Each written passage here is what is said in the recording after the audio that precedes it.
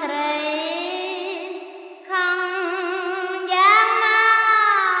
លោកតាមិនហាមួស្ដីសួរតែ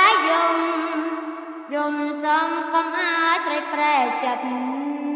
តែប្រងកំឡោះដូចខ្ញុំស្រីមុំនាងកុំសង្ស័យខ្លួនក្មេងទាន់សម័យយប់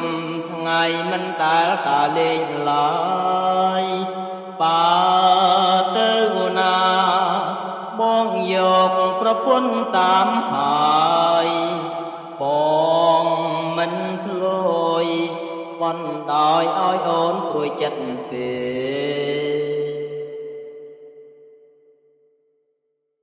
ស្រីណាថាស្អប់កំឡងស្រីនោះនាងយល់ខំទេកំឡងខុសពីប្តីគេចែងថែចេះធ្នមអង្វរស្រីខឹងយ៉ាងណា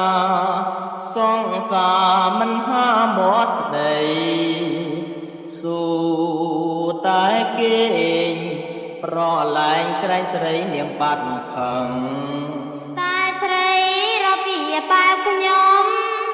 ប្រកុំមានការសង្ស័យក្មេងនៅទួនសម័យខ្ញុំថ្ងៃមិនដែលឃើញនៅផ្ទះ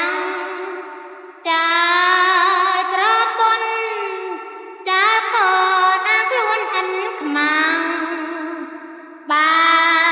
ប្តីចាំនោះច្បាំងជាខ្ញុំបានស្រួលចិត្ត